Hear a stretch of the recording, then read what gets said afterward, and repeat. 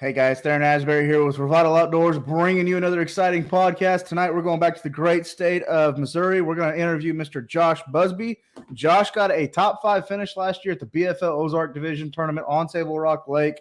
That same tournament's coming up this coming weekend, so really glad to have Josh in with us. We're going to talk a little bit about his tournament last year, fishing in May, that kind of post-spawn, finishing up the spawn period of the time. And then he's going to give us his predictions for the tournament this year. Before we get started, Revital Outdoors is very excited to announce we are doing a $2,500 giveaway for a lucky angler at the end of the year. All you have to do to enter that giveaway is hit the description at the top or hit the link at the top of the description right below this video. Just takes 3 seconds to enter in, and then you will be entered in. We have great companies such as Flambeau, Costa Del Mar, and Seagar Line. They've come on board with this giveaway. We're working on other companies as well. So this is definitely a giveaway that the anglers are not going to want to miss. So hit that link at the top of the description. Also, subscribe to our YouTube channel if you haven't already. Check us out on Facebook and Instagram. That's Revital Outdoors. And if you've never heard of Revital Outdoors, we're a CBD company. We offer premium CBD products to all the outdoor enthusiasts out there. Our products are THC-free, made right here in America. You can purchase them directly off our website. That's www.revitaloutdoors.com. And with that being said, let's go ahead and bring Josh right into the studio from the great state of Missouri. How you doing this evening, Josh? I'm doing good. Fantastic. Well, I appreciate you taking time to come onto our podcast. So let's just get right into it. You've got a great history on Table Rock Lake.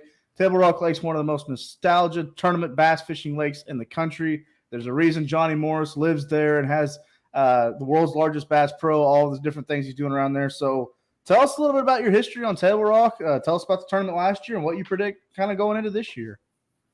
Yeah, I mean, some of my history of Table Rock was, my dad got me into tournament fishing whenever I was 9 years old. I fished my first bass tournament. I grew up about 2 hours from Table Rock, but I fished my first bass tournament ever on Table Rock Lake with my dad. And I think we ended up getting third in that tournament. It was like a like father, like son deal. And ever since that, I've pretty much been in love with the lake. I ended up moving a little bit closer when I went to college, and it's just a good fishery. I mean, we're pretty fortunate to have a lot of good lakes in the Ozarks, but Table Rock with, being able to have all 3 species with the, the blacks and the smallmouth and the big spots in there, that we're pretty fortunate with it.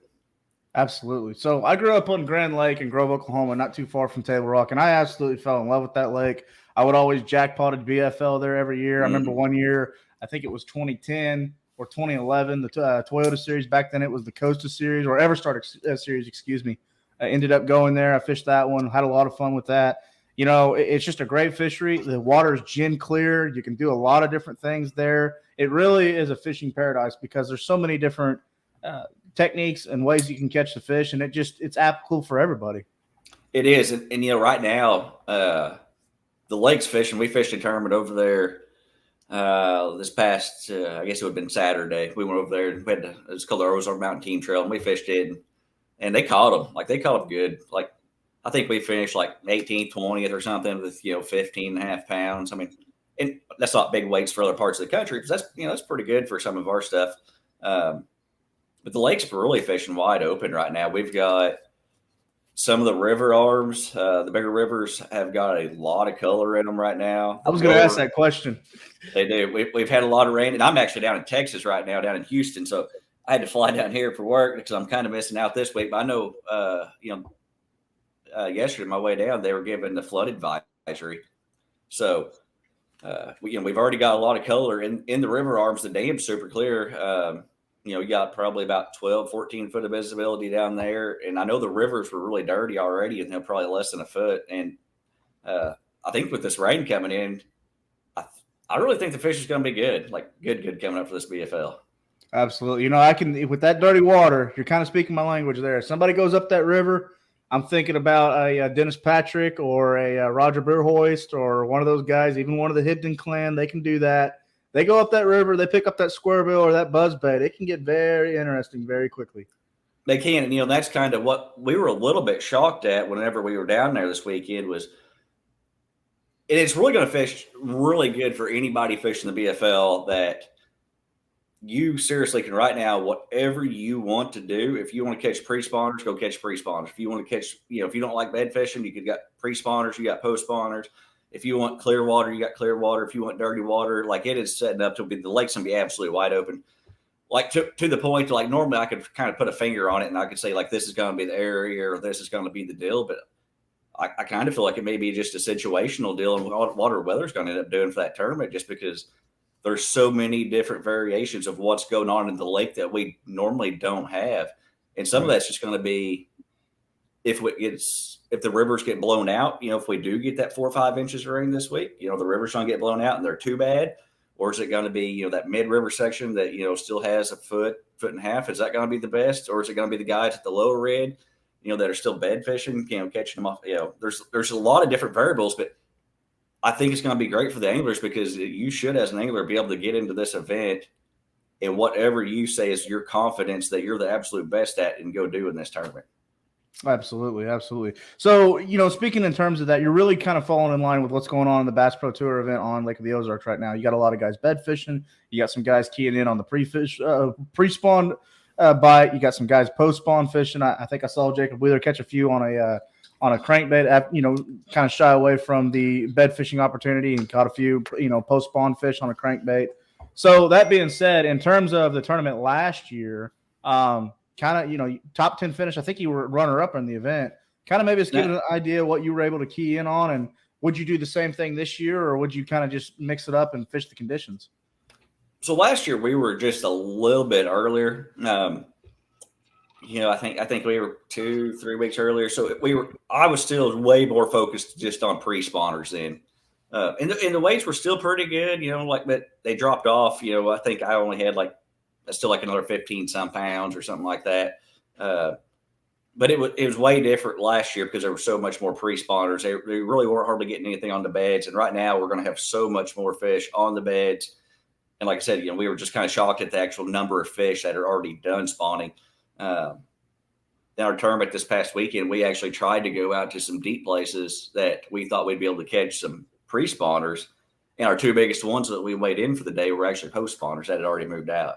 Really? Wow.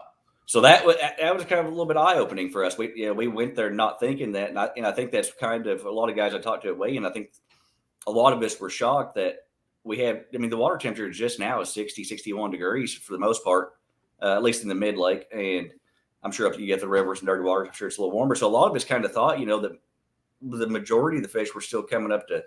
We got another big wave or two, and I'm not saying that there's not going to be a big wave because usually we'll have spawners through May, but. I think there was a big wave of them that came in and kind of got things done without a lot of people even knowing that it happened because our 2 biggest ones, they definitely spawned out there. Okay. I got you. So, so that being said, this coming tournament, obviously there's probably going to be a lot of fish on beds. There's a lot of fish, being caught off beds right now at Lake of the Ozarks for the Bass Pro Tour event. We just mentioned that Lake of the Ozarks and Table Rock are not but about 2 hours apart from one another. So, when I hear that, I'm thinking about covering a lot of water, throwing a wacky worm in the morning, maybe a swim jig, small finesse swim jig, trying to get that limit, and then just covering water and, looking for a good quality fish on the bed. Is that kind of what you would do, or do you like to mix it up a little bit, or what do you think guys are going to be kind of doing this weekend? I kind of like what I was alluding to earlier. I think it just kind of depends on what watercolor you get into. I mean, if you're going to go into that dirty water, by all means, I mean, it's going to be flipping, whether it's going to be on laydowns, shallow boat docks, square bill and spinner bait, and probably more so looking for some of those post-spawn fish that probably did it a little bit earlier in those rivers. If you're a bed fisher, I guarantee there's a couple of these guys that are from the Ozarks that are just super, super good at bed fishing. I guarantee there's going to be a couple of them that are going to be in the top 5 that are going to catch them off beds. Mm-hmm. For me, I'm probably going to go ahead and I'm going to stay out and not fish the bank. I'm going to fish. I'm not going to slow down and fish, but I'm going to fish out offshore and try to find some of those the better ones I was talking about this past weekend that were the post-spawn fish that have already done their deal and they're moving back out, and see if I can capitalize on some of those that are maybe a little bit fresher that have moved out there. Absolutely. Okay. But it's going to set up good. I mean, the top water, it's going to be good. The swim bait's going to be good. I mean, for guys that want to just put a shaky head in your hand and go down the bank, I mean, I ain't saying you can't catch 20 pounds on it because, there's definitely days that you can. But, yeah, I mean, for the co-anglers and stuff like that are going to be coming in, I mean, you can put a shaky head we call a little sissy rig, which is a split shot rig, with like a little centipede or something like that on it, or a baby brush hog. And, you're going to 100% get bit. The whole thing this time of year, and it always makes a difference, especially, once you kind of get that pre-spawn, it's just getting that 4 or 5 pound difference maker in there to set you apart, because everybody and their brother is going to catch, let's call it 10 to 12 pound limits. Yeah. You got to figure out how to, get you that 1 or 2, better fish, or, one good one to kind of separate yourself to get you more in that 15, 16, 17 pound range. Yeah. Okay. I got you. Well, that kind of led me to a couple last minute questions. First of all, is the Alabama rig still going to be a factor? You know what? I could see maybe somebody catching one on it. I don't think it is. Just from my past experience, I mean, you can still catch some smaller ones, especially if you get some schoolers and stuff like that coming up around you and stuff. But no, I don't. I'd put $100 bill on it. Nobody's going to be in the top 10 on Alabama rig. Okay. I know that's music to some anglers' ears. We're finally getting away from that stage of it really working. And then I was going to ask, let's say you're a co-angler in this. You're going in blind. Boater doesn't tell you a whole lot. You're just trying to catch, fish, trying to throw baits that you're going to get a high percentage amount of bites with. Let's say you're taking 3 rods. What 3 rods are you taking as a co-angler? You're going to take a shaky head. You're going to take a little Kitech 2.8, 3.3. I'd say maybe a topwater. Just call it those 3. Okay. I like it. The shaky head and that little Kitech. I mean, that's kind of going to be your 1-2 punch, as a co-angler. Just guaranteed you're going to get bites. You're going to catch them. And you can catch big ones on it, too. I mean, the last BFL we had down there just a few weeks ago, I mean, my biggest one came out a little 2.8. It was a 4 something. But, yeah, you're going to get bites if you just throw that 2.8, the 3.3, the shaky head. And that topwater is just kind of a wild card. That's a situational deal. Depending on your watercolor, I mean, because if you get a guy that wants to run up in some mud or something like that, so that may not be as good. I say top waters, that could be, your spook or whatever. But, if you get that dirtier water, that could be your buzz bait or something like that, just to try to get a bigger bite.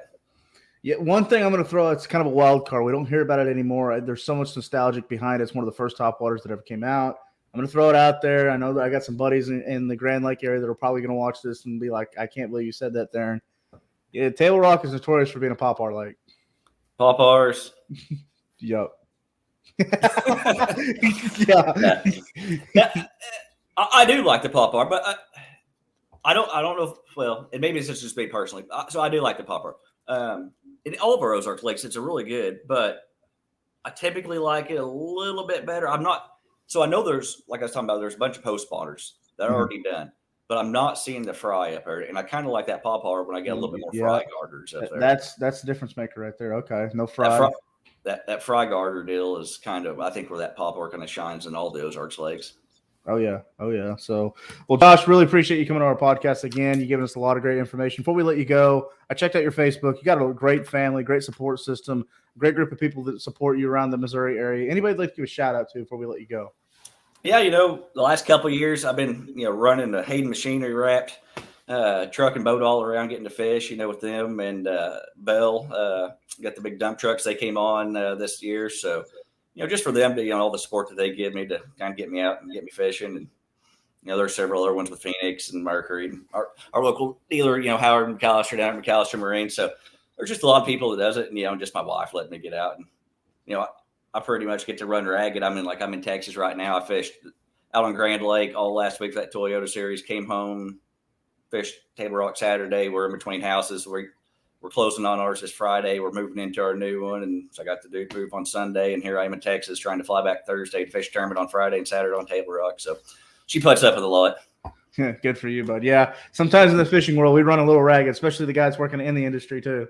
So, for sure. Absolutely. Yeah, for sure. So, well, Josh, really appreciate it again. Can't thank you enough. For all the listeners out there, you've been talking to Mr. Josh Busby, a top 5 angler from last year's BFL Ozark Division tournament on Table Rock Lake. Again, that same tournament is coming up this coming weekend. So good luck to Josh. Good luck to all the anglers fishing the Ozark Division tournaments this year. Make sure, before you let us go, subscribe to our YouTube channel. That way you get notified when all of our future content is dropping. We still have a lot of great content coming your way. And then you see the scrolling banner below this video.